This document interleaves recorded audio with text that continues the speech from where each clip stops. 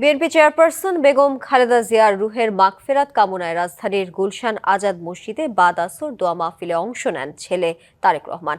BNP আয়োজিত এই দোয়া মাহফিলে অংশ নেন দলটির মহাসচিব সহ সিনিয়র নেতারা। এ সময় উপস্থিত ছিলেন আপসহীন নেত্রীর পুত্রবধূ, নাতনি সহ পরিবারের আরও বেশ কয়েকজন সদস্য। বিএনপি চেয়ারপারসন বেগম খালেদা জিয়ার রুহের মাগফিরাত কামনায় দোয়া মোনাজাতে অংশ নিতে শুক্রবার বিকালে নিজ বাসভবন থেকে রওনা দেন তারেক রহমান। এদিকে দুপুর থেকেই গুলশান আজাদ মসজিদ ও এর আশপাশে জড়ো হন বিএনপি এবং এর অঙ্গ সহযোগী সংগঠনের নেতাকর্মীরা। আসরের নামাজের কিছুক্ষণ আগে মসজিদে পৌঁছান বিএনপির ভারপ্রাপ্ত চেয়ারম্যান। সেখানে খালি জায়গা না পেয়ে পেছনের দিকেই বসে পড়েন তারেক রহমান। অনেকে অনুরোধ করলেও বিনয়ের সাথে নিজ আসনেই রয়ে যান তিনি। পরে মসজিদ কমিটি ও সিনিয়র নেতৃবৃন্দের অনুরোধে সামনের কাতারে গিয়ে নামাজ আদায় করেন। অংশ নেন মিলাদ ও দোয়া মাহফিলে। খালেদা জিয়ার রুহের মাগফিরাত কামনায় দোয়া মাহফিলে শহীদ রাষ্ট্রপতি জিয়ার রহমানকেও স্মরণ করা হয়। দোয়া করা হয় আরাফাত রহমান কোকোর জন্য। তারেক রহমানের স্ত্রী জুবাইদা রহমান, মেয়ে জাইমা রহমান, আরাফাত রহমানের স্ত্রী সৈয়দা শামিলা রহমান সহ বেগম খালেদা জিয়ার স্বজনরা দোয়ায় অংশ নেন। যোগ দেন বিএনপি মহাসচিব মির্জা ফখরুল ইসলাম আলমগীর সহ স্থায়ী কমিটির সদস্য ও কেন্দ্রীয় নেতারা। অজিত সরকার, ডিবিসি নিউজ, ঢাকা।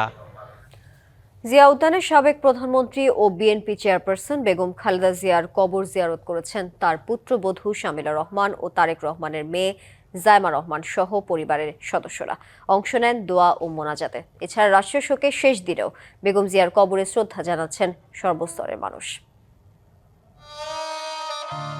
লাখো জনতার শ্রদ্ধায় সিক্ত হয়ে জিয়া উদ্যানে স্বামীর কবরের পাশে চিরনিদ্রায় শায়িত বিএনপি চেয়ারপারসন বেগম খালেদা জিয়া। রাষ্ট্রীয় শোকের শেষ দিন শুক্রবার সকালে কবর জিয়ারত করতে আসেন পরিবারের সদস্যরা। ছিলেন ছোট পুত্রবধূ সৈয়দা শারমিলা রহমান, নাতনি জাইমা রহমান সহ পরিবারের অন্যান্য সদস্যরাও। এ সময় শোকাহত জাইমা রহমান পরিবারের সদস্যদের সাথে নিয়ে দোয়া ও মোনাজাতে অংশ নেন এবং খালেদা জিয়ার আত্মার মাগফিরাত কামনা করেন। গণতন্ত্রের প্রতীক আপসী নেত্রীর প্রতি শ্রদ্ধা জানাতে ঘন কুয়াশা আর শীত উপেক্ষা করে এদিন সকাল থেকে জিয়া উদ্যানে আসেন বিএনপির নেতাকর্মীরা। ছিলেন বিভিন্ন শ্রেণী পেশার মানুষ। আমার ঠিকানা বাংলাদেশ, আমার ঠিকানা বাংলাদেশের মাটি এবং মানুষ। আমি বিদেশে যাব না, কিন্তু অনেকেই বিদেশে পালিয়ে গিয়েছে। দেশটি বেগম খালেদা জিয়া এই মাটি ছেড়ে যাননি।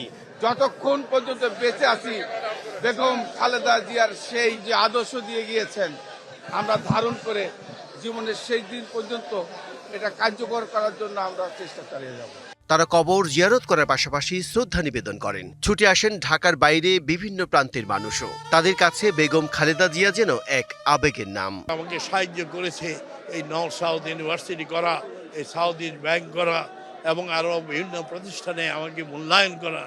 তার জন্য তাকে আবারও শুকরগুজার করি এবং দোয়া করি আল্লাহ যেন ওনাকে ব্যস্ত নসিব করে। দেশপ্রেমের পক্ষে, দেশকে ভালোবাসার পক্ষে, আনকম্প্রোমাইজিং থাকা এবং সবসময় মাথা উন্নত করে রাখা, কারো কাছে মাথা নিচু করা নয়, এটা হচ্ছে খালেদা জিয়ার আদর্শ। দেশমাতা এবং শহীদ প্রেসিডেন্ট জিয়াউর রহমানের জন্য সবাই দোয়া প্রার্থনা করে এবং আমাদের নেতা জনাব তারেক রহমানকে যাতে সবাই পাশে দাঁড়ায় এবং আমাদের তারেক রহমানও যাতে তার মায়ের অপূর্ণ কাজগুলো পূর্ণ করতে পারে। তারা বলছেন বেগম জিয়া দেশের মানুষের কথা চিন্তা করেছেন, গণতন্ত্র প্রতিষ্ঠায় ছিলেন নিবেদিত। Bijan Kumar Das, DBC news, Dhaka. বেগম খালেদা জিয়ার কবরে আজও শ্রদ্ধা জানাচ্ছেন সর্বস্তরের মানুষ। সে নিয়ে আরো জানাতে জিয়া উদ্যান থেকে সরাসরি যুক্ত হচ্ছেন সহকর্মী হাসিব পান্থ। হাসিব, বেগম খালেদা জিয়ার কবরে শ্রদ্ধা জানাতে আসা মানুষজন কি বলছেন জানাবেন। তানিয়া, যদি বলি আজ দিনব্যাপী কিন্তু আসলে মানুষের পদচারণায় ভরে উঠেছিল এই জিয়া উদ্যান। সকাল থেকে যদি বলি, সকাল থেকে দুপুর থেকে রাত এখনো কিন্তু কমেনি। বিশেষ করে ভালোবাসার টানে যারা জানাজায় অংশ নিতে পারেননি তারাও কিন্তু ছুটে আসছেন কবর জিয়ারত করতেন। আমি যদি একটু দেখাই আমার পেছনে যে মানুষগুলো দাঁড়িয়ে আছে, অনেকেই কিন্তু সাধারণ মানুষ, সাধারণ জনগণ, এবং তারা বলছেন বিষয়টি যে এই আপসহীন মানুষটি, আপসহীন নেত্রী, তিনি মারা গিয়েছেন, তার জন্য খারাপ লাগছে, জানাজায় আসতে পারেনি, যে কারণে কিন্তু আসলে তারা এভাবে ছুটে আসছেন দূর দূরান্ত থেকে। এছাড়াও যদি বলি দুপুরের পর থেকে হাজার হাজার মানুষ কিন্তু এসেছেন এখানে এবং আমরা দেখানোর চেষ্টা করেছিলাম আসলে বিশেষ করে madam BNP chairperson Begum Khaleda Zia তার যে সমাধিস্থল সেখানে কিন্তু মানুষের ভিড় এবং পদচারণায় ভরে উঠেছিল এবং কিছুক্ষণ আগে বিশেষ করে রাতের যেহেতু ঠান্ডা পড়ছে এবং নিরাপত্তাজনিত কারণে সব কিছু মিলিয়ে আইনশৃঙ্খলা রক্ষাকারী বাহিনী তারা কিন্তু সরিয়ে দিয়েছে অধিকাংশ মানুষকে, তবুও যে মন মানছে না কিছু মানুষের, তারা এই শীতকে উপেক্ষা করেও কিন্তু আসলে ছুটে এসেছে বিশেষ করে এই সমাধিস্থলে। তারা বলছেন এমনটি যে দীর্ঘদিন যাবৎ যে মানুষটি অন্যায়ের সঙ্গে লড়াই করে গিয়েছেন এবং আপোষহীন বলা হয় যাকে, যে কোনো অন্যায়ের সঙ্গে আপোষ করেননি, এমনকি তার অনেকবার সুযোগ ছিল দেশের বাইরে চলে যাওয়ার, তারপরেও তিনি চাননি, দেশের মানুষদেরকে ছেড়ে তিনি কখনো যেতে চাননি। তবে তার কথাটি আসলে তিনি রেখে গিয়েছেন। তবে সৃষ্টিকর্তার আসলে বিশেষ ইচ্ছায় কিন্তু তিনি চলে গিয়েছেন। তবে আমি যদি বলি যে সর্বশেষ রাতে বিশেষ করে এখনও কিন্তু মানুষ আসছে, সাধারণ জনগণ যারা ছিলেন তানিয়া তারা কিন্তু এখনও আসছেন এবং হয়তোবা রাত ব্যাপী মানুষ আসবেন, কবর জিয়ারত করবেন, তার প্রতি শ্রদ্ধা নিবেদন করবেন।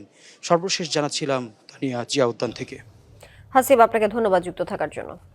সর্বাধুনিক প্রযুক্তিতে তৈরি এবি পলি পাইপ, আধুনিক যুগের পাইপ। এবি পলির মানে বুদ্ধিমানরাই জানে। AB Poly UPVC pipes and fittings, টিকবে যুগের পর যুগ। বিএনপি চেয়ারপারসন বেগম খালেদা জিয়ার রুহের মাগফিরাত কামনা করে বাদ জুমা মসজিদে মসজিদে বিশেষ দোয়া হয়েছে।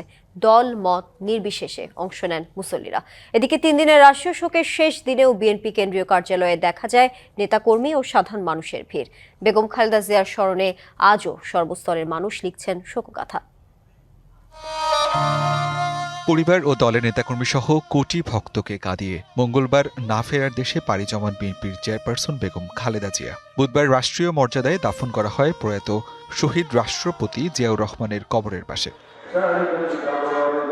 বেগম জিয়ার মৃত্যুতে 3 দিনের রাষ্ট্রীয় শোক আজ শেষ হচ্ছে। পাশাপাশি বিএনপির পক্ষ থেকেও পালন করা হচ্ছে 7 দিনের একই কর্মসূচি।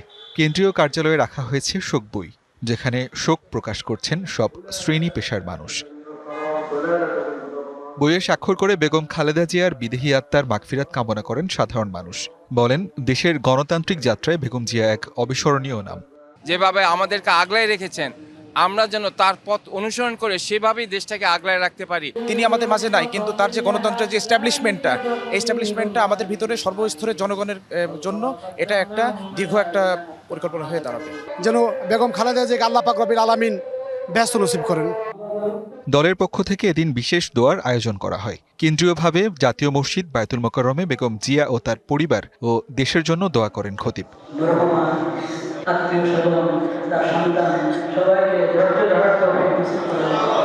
এদিকে দেশ জুড়ে জুমার নামাজের পর বেগম খালেদা জিয়ার আত্মার মাগফিরাত কামনায় মসজিদে মসজিদে বিশেষ দোয়া করা হয়েছে। খুলনার টাউন হল মসজিদে বিশেষ দোয়ায় স্মরণ করা হয় দেশ ও জাতির কল্যাণে তার অবদানের কথা। সিলেটে নগরের কোর্ট পয়েন্টে দোয়ার আয়োজন করে বিএনপি। এ সময় শোককে শক্তিতে পরিণত করার প্রত্যয় ব্যক্ত করেন নেতৃবৃন্দ। আমরা শোকাহত, মর্মাহত সারা বাংলাদেশের বিএনপির নেতাকর্মীরাই নয়, সারা দেশবাসী শোকাহত। জাতির প্রত্যেকটি সংকটে তিনি জাতিকে পথ দেখিয়েছেন, নেতৃত্ব দিয়েছেন। ওনার অস্তিত্ব আমাদের রক্তে, আমাদের শরীরে, আমাদের মগজে আরো বেশি অনুভূত হবে এবং আমরা তার আদর্শ থেকে কখনো বিচ্যুত হব না। বগুড়ার বিভিন্ন মসজিদে জুমার নামাজ পরবর্তী মোনাজাতে আবেগঘন পরিবেশের সৃষ্টি হয়। এছাড়া বরিশাল, নাটোর, পটুয়াখালী, মেহেরপুর, লালমনিরহাট, কুড়িগ্রাম, চুয়াডাঙ্গা, গাইবান্ধা সহ বিভিন্ন মসজিদে আয়োজন করা হয় বিশেষ দোয়া। শোক ও শ্রদ্ধায় স্মরণ করা হয় গৃহবধূ থেকে প্রধানমন্ত্রী হয়ে আসা আপোষহীন এই মহীয়সী নারী খালেদা জিয়াকে। আসিফ খান, ডিবিসি নিউজ। রাজনীতির অভিভাবক, গণতন্ত্রের বাতিঘর বিএনপি চেয়ারপারসন বেগম খালেদা জিয়া। তার বিদায়ে যে শূন্যতা তৈরি হলো তা কতটুকু পূরণ করা সম্ভব, চ্যালেঞ্জই বা কি? বিশ্লেষকরা বলছেন, খালেদা জিয়ার অনুপস্থিতি যেমন রাজনীতিকে এক ধরনের শূন্যতায় ফেলেছে, তেমনি বিএনপিকেও মোকাবেলা করতে হবে নানা চ্যালেঞ্জ। তবে দলটির নেতারা বলছেন, বিএনপি নেত্রীর প্রতি মানুষের অসীম ভালোবাসায় আরও শক্তিশালী হবে দল। এই দেশ, এই দেশের মাটি, মানুষই আমার সবকিছু। দেশের মানুষের কল্যাণ করার জন্য রাজনীতি করি। ৪১ বছর দলকে নেতৃত্ব দিয়েছেন। ক্যারিসমেটিক নেতৃত্ব গুণে মানুষের হৃদয়ে জায়গা পেয়েছেন বিএনপি চেয়ারপারসন বেগম খালেদা জিয়া।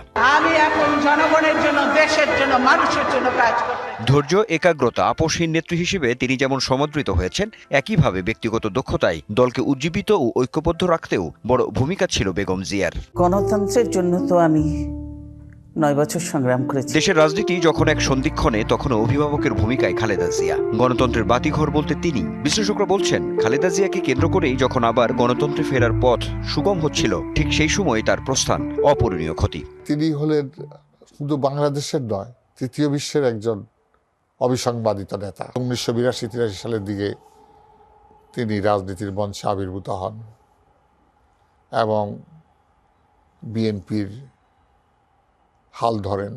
তিনি পরিণত হয়েছিলেন বাংলাদেশের একজন অভিভাবকে। জাতির সংকটময় মুহূর্তে তিনি দিক নির্দেশনা দিতে পারতেন। আজকে তার মৃত্যুর মধ্য দিয়ে আমরা সেই সুযোগটা হারালাম। আল্লাহু আকবার। জাতীয় রাজনীতির পাশাপাশি খালেদা জিয়ার শূন্যতায় কিছুটা চ্যালেঞ্জের মুখে পড়তে হবে বিএনপিকেও, মত বিশ্লেষকদের। খালেদা জিয়া অন্তত তার মৃত্যুর আগে দেখে গেলেন যে এই দেশের বুকে 15.5 বছরের জন্য যে ফ্যাসিবাদী স্বৈরশাসন জগদ্দল পাথরের মতো চেপে বসেছিল, সেই স্বৈরশাসনের অবসান হয়েছে। তিনি চলে গেছেন, কিন্তু তার স্মৃতি রয়ে গেছে, তার কর্মকাণ্ড রয়ে গেছে, তার দল রয়ে গেছে। দেশবাসীর মধ্যেই তিনি চিরঞ্জীব হয়ে থাকবেন, এ ব্যাপারে আমার কোনো সন্দেহ নেই। বিএনপিকেও নিজের অস্তিত্ব টিকিয়ে রেখে সামনের দিকে তাদের যেতে হবে। সেই ক্ষেত্রে বিএনপির জন্য এটা একটা বড়, আমরা বলবো যে চ্যালেঞ্জের জায়গায় তারা পড়েছেন। তারেক রহমানের যে চ্যালেঞ্জগুলো আছে, সেই চ্যালেঞ্জগুলোকে মোকাবেলা করার ক্ষেত্রে কয়েকটা জিনিস তার জন্য বাড়তি সুবিধা হবে। একটা হলো যে তিনি শহীদ রাষ্ট্রপতি জিয়াউর রহমান এবং খালেদা জিয়ার সন্তান। তারেক রহমান রাজনীতিক হিসেবে পরিপক্ক হয়েছেন উল্লেখ করে আদর্শিক জায়গা ঠিক থাকলে সব চ্যালেঞ্জ তিনি মোকাবেলা করতে সক্ষম হবে বলেও মনে করেন বিশ্লেষকরা। অনেকেই এখনো আছেন যারা তার বাবার আমল থেকে রাজনীতি শুরু করেছিলেন, ঘনিষ্ঠ ছিলেন, এখনো তারা দলে আছেন। তাদের যে অভিজ্ঞতা, সেই অভিজ্ঞতাটাকে তিনি কাজে লাগাতে পারবেন। Anwar Hossain, DBC news, Dhaka. শান্তিপূর্ণ ও স্থিতিশীল বাংলাদেশ দেখতে চায় বিএনপি। বেগম খালেদা জিয়ার দর্শনকে ধারণ করে এগিয়ে যাবে দেশ, এসব কথা বলেছেন দলটির স্থায়ী কমিটির সদস্য আমির খসরু মাহমুদ চৌধুরী। সকালে চট্টগ্রামে প্যারেড মাঠে বৌদ্ধদের সর্বোচ্চ ধর্মীয় গুরু সংঘরাজ ডক্টর জ্ঞানশ্রী মহাস্থবির স্মৃতিচারণ অনুষ্ঠানে অংশ নেন তিনি। আমির খসরু আরও বলেন, দীর্ঘদিন ধরে দেশে অস্থিরতা চলছে, মানুষের কল্যাণে শান্তি ফিরিয়ে আনতে হবে সবাইকে মিলে। বেগম খালেদা জিয়া চলে গেছেন দক্ষিণ এশিয়ার মানুষকে কাঁদিয়ে, তবে রেখে গেছেন তার দর্শন ও আদর্শ।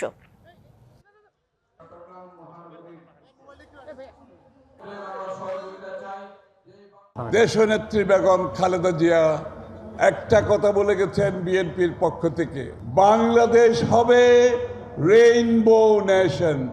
এই রেইনবো নেশনে সকলের ধর্ম থাকবে যার যার নিজের। এটাকে আমরা ধারণ করে স্থিতিশীল শান্তিপূর্ণ বাংলাদেশ দেখতে চাই।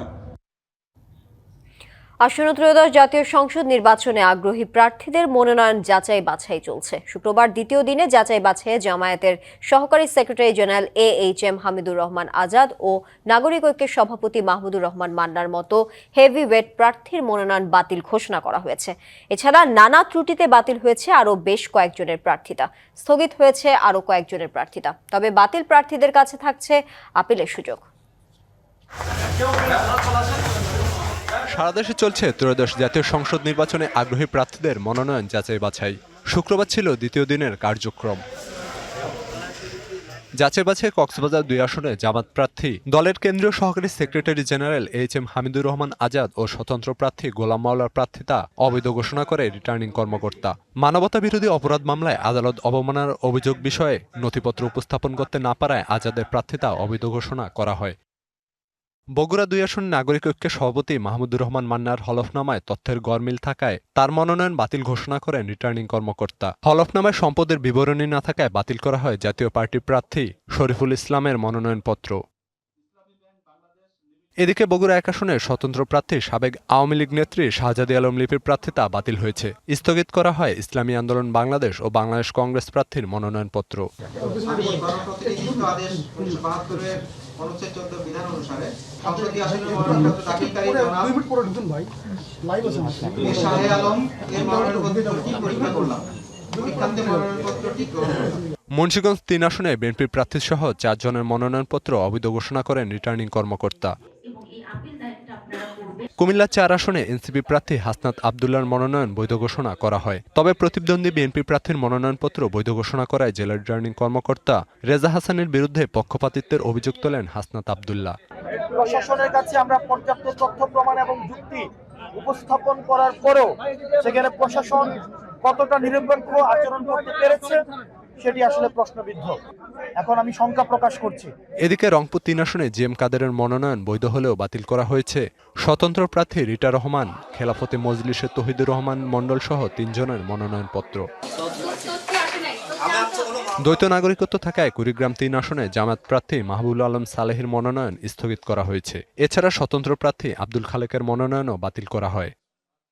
Khalid Hasan, DBC news desk. জাতীয় সংসদ নির্বাচনে প্রশাসনের নিরপেক্ষতা নিয়ে শঙ্কা প্রকাশ করেছেন জাতীয় নাগরিক পার্টি এনসিপির দক্ষিণাঞ্চলের মুখ্য সমন্বয়ক হাসনাত আব্দুল্লাহ।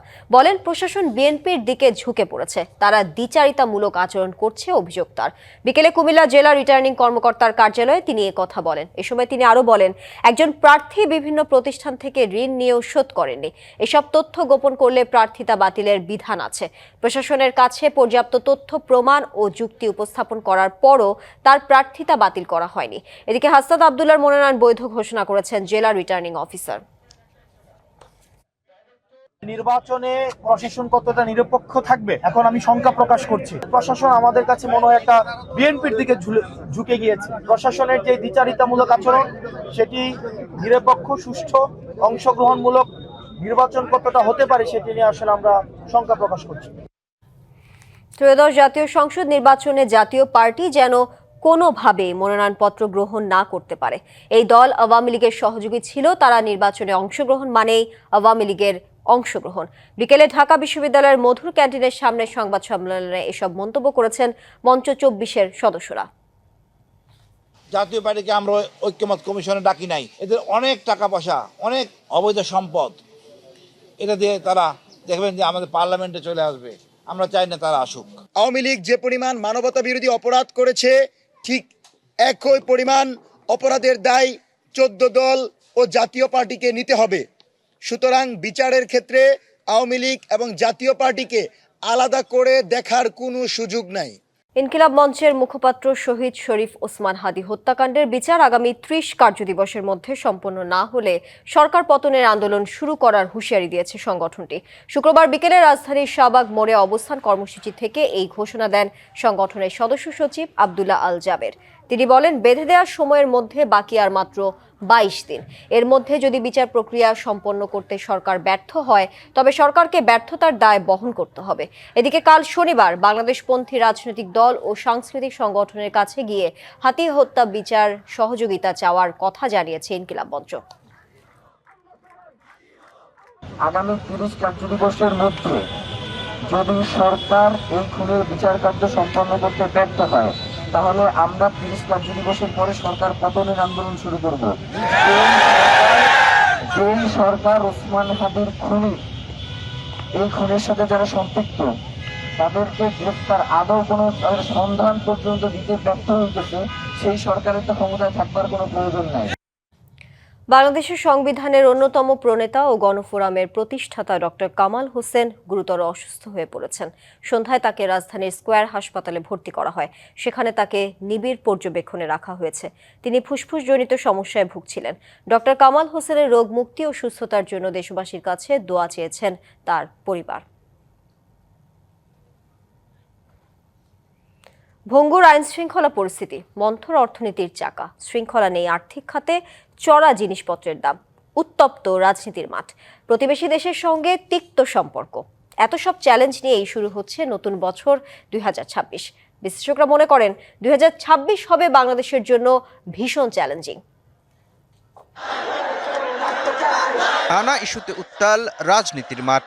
দাবি আদায়ের আন্দোলনে চিরচ্যাপ্টা তিলোত্তমা ঢাকা। প্রতিবাদের আগুন যেন পৌষের শীতকেও হার মানায়। ওসমান হাদি হত্যার বিচারের দাবি, তার সঙ্গে নির্বাচনী ডামাডোল। নতুন বছরে আন্দোলনের রাশ টেনে একটি অবাধ নিরপেক্ষ নির্বাচন আয়োজনই যেন বড় চ্যালেঞ্জ। স্বাধীনতা সার্বভৌমত্ব অব্যাহত রাখতে হলে এই নির্বাচনের কোনো বিকল্প নেই। সব দলই নির্বাচন করার জন্য আগ্রহী, এবং তারা আগ্রহী বললে তারা চেষ্টা করছে বিভিন্ন ধরনের জোট বা অ্যালায়েন্স গঠনের জন্য। এগুলি শুভ লক্ষণ। শত বাধা পেরিয়ে একটি নির্বাচিত সরকার ফেব্রুয়ারিতে ক্ষমতায় বসলেও তাদের জন্য কঠিন হবে আইন শৃঙ্খলা বাহিনীর পুনর্গঠন করে জনগণের জানমালের নিরাপত্তা নিশ্চিত করা। যে পর্যায়ে তারা নিরাপত্তা পরিস্থিতি তারা পাবে এবং যে ধরনের বাহিনী দিয়ে এটাকে মোকাবেলা করতে হবে, এই দুইটার ভিতরে বড় ধরনের একটা গ্যাপ রয়ে গেছে। গোয়েন্দা নজরদারির যে দক্ষতা বা সক্ষমতা আমাদের থাকা দরকার, সেখানেও একটা শিথিলতা এবং দক্ষতার অভাব দেখা যাচ্ছে। বিশ্লেষকরা বলছেন, নিরাপদ বাংলাদেশ গড়তে হলে সবার আগে নিশ্চিত করতে হবে সকলের জন্য কাজের সুযোগ। মূল্যস্ফীতির লাগাম টানা, ভঙ্গুর আর্থিক খাতের শৃঙ্খলা ফেরানো, জ্বালানির অনিশ্চয়তা দূর করে আমলাতান্ত্রিক জটিলতা মোকাবিলা করাই চ্যালেঞ্জ। বেসরকারি খাতের আত্মবিশ্বাস, ইনভেস্টর কনফিডেন্স, বিজনেস কনফিডেন্স তলানিতে চলে গেছে।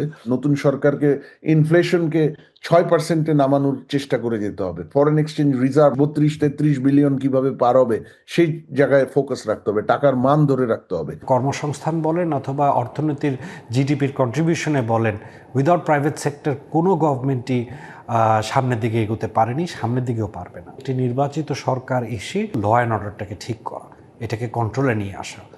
সেকেন্ড হলো এনার্জি ক্রাইসিস, এটাকে অ্যাড্রেস করা। নতুন বছরে বড় প্রতিবন্ধকতা সৃষ্টি করতে পারে প্রতিবেশী দেশের সঙ্গে তিক্ত সম্পর্ক। আন্তর্জাতিক রাজনীতিকে সমঝে চলে কৌশলে দেশের স্বার্থ রক্ষায় দক্ষতা দেখাতে না পারলে 2026 হতে পারে ঝুঁকির বছর। বিভিন্ন দেশে ভিসা পেতে আমাদের বেগ পেতে হচ্ছে। এই ইমেজ ক্রাইসিস থেকে বাংলাদেশকে বের করে আনা, ভারতের সাথে আমি মনে করি না যে 12ই ফেব্রুয়ারি নির্বাচন হলে 13ই ফেব্রুয়ারি আমাদের সম্পর্ক একেবারে রিসেট হয়ে যাবে, তা না। বাংলাদেশকে ডাইভার্সিফাই করা দরকার তার ফরেন পলিসি। নতুন বছরে হাতের নাগালে আনতে হবে জিনিসপত্রের দাম, নিয়ন্ত্রণে রাখতে হবে আইন শৃঙ্খলা পরিস্থিতি, গড়তে হবে শান্তিপূর্ণ বাংলাদেশ। আর এজন্য কেবল রাজনীতিবিদ নয়, প্রয়োজন প্রতিটি নাগরিকের দায়িত্বশীল আচরণ। মোস্তফা মাহবুব, ডিবিসি নিউজ, ঢাকা। সরবরাহ সংকটের সুযোগে দেশের বাজারে নির্ধারিত দামের চেয়ে বেশ চড়া দামে বিক্রি হচ্ছে এলপি গ্যাস। 1253 টাকার 12 কেজির একটি এলপিজি গ্যাস সিলিন্ডারের দাম এক লাফে 2000 থেকে 2100 টাকায় ঠেকেছে। রান্নার মতো অতি প্রয়োজনীয় জ্বালানির এই লাগামহীন মূল্য বৃদ্ধিতে চরম দুর্ভোগে পড়েছেন নিম্ন ও মধ্যবিত্ত আয়ের মানুষ। এমন অস্বাভাবিক দাম বাড়ায় ক্ষোভ প্রকাশ করছেন সাধারণ মানুষ। তবে খুচরা পর্যায়ে দামের অস্থিরতা থাকলেও আমদানিকারকদের দাবি, তারা এলপিজি বিক্রি করছেন কমিশনের বেঁধে দেয়া দরে। সংকট কাটতে কমপক্ষে 1 মাস সময় লাগবে। বাসাবাড়ি, হোটেল, রেস্তোরাঁ থেকে চায়ের দোকান, রান্নার অন্যতম জ্বালানি এলপিজি।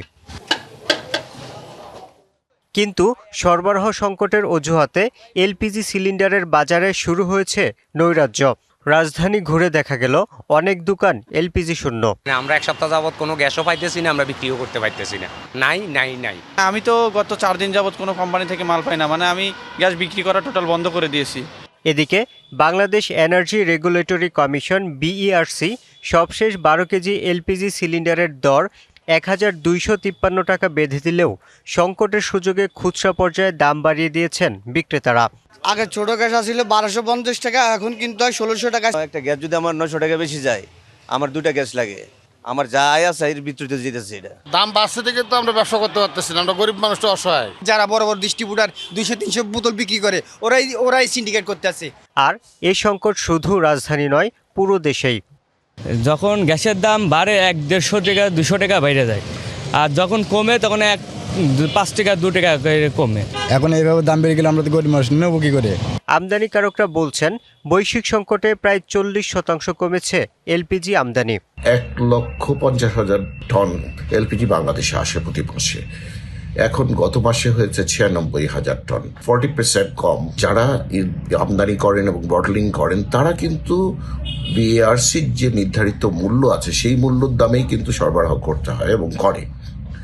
রিটেল পয়েন্টে এই জিনিসগুলো হচ্ছে। এই অবস্থায় সংকট কাটিয়ে সরবরাহ স্বাভাবিক হতে অন্তত 1 মাস লাগবে বলে মনে করছেন আমদানিকারকরা। জানুয়ারি মাসের শেষের দিকে আবার নিশ্চিত সরবরাহ ইমপ্রুভ করবে, বিশেষ করে ফেব্রুয়ারি মাসে সরবরাহ স্বল্পতা থাকবে না। Yusuf Rana, DBC news, Dhaka. ঘন কুয়াশার কারণে শাহজালাল আন্তর্জাতিক বিমানবন্দরে উড়োজাহাজ চলাচল ব্যাহত হচ্ছে। আজ 9টি ফ্লাইট নিরাপত্তার স্বার্থে পাঠানো হয় অন্য 3টি বিমানবন্দরে। এর মধ্যে 4টি ফ্লাইট চট্টগ্রাম, 4টি কলকাতা এবং 1টি ফ্লাইট ব্যাংকক বিমানবন্দরে ডাইভার্ট করা হয়। শাহজালাল বিমানবন্দর কর্তৃপক্ষ জানায়, আবহাওয়া স্বাভাবিক হলে সব ফ্লাইট অপারেশন পুনরায় স্বাভাবিকভাবে উড্ডয়ন এবং অবতরণ শুরু হয়। পৌষের মাঝামাঝি সময়ে শীত জেঁকে বসেছে সারা দেশে। 7 জেলায় বইছে শৈত্যপ্রবাহ। শুক্রবার দেশের সর্বনিম্ন তাপমাত্রা রেকর্ড করা হয় যশোরে 8 ডিগ্রি সেলসিয়াস। গেল 3 দিন ধরে বরিশাল ও খুলনা বিভাগে দাপট দেখাচ্ছে শীত। কনকনে ঠান্ডায় স্থবির জনজীবন। হিমেল বাতাসে উত্তরের জেলাগুলোতেও কনকনে ঠান্ডা। এই অঞ্চলের মধ্যে রাজশাহীতে সর্বনিম্ন তাপমাত্রা রেকর্ড করা হয় 8.2 ডিগ্রি সেলসিয়াস। শীতে বেশি বিপাকে খেটে খাওয়া ও ছিন্নমূল মানুষ। উষ্ণতা পেতে খড়কুটের আগুন জ্বালান অনেকে। এদিকে ঘন কুয়াশার প্রভাব পড়েছে সড়ক ও নৌপথে। গেল রাতে ঢাকা মাওয়া এক্সপ্রেসওয়েতে 5টি যানবাহনের সংঘর্ষে অন্তত 12 জন আহত হন। পাটুরিয়া, দৌলতদিয়া ও শরীয়তপুর চাঁদপুর নৌ রুটে বন্ধ হয়ে যায় ফেরি চলাচল।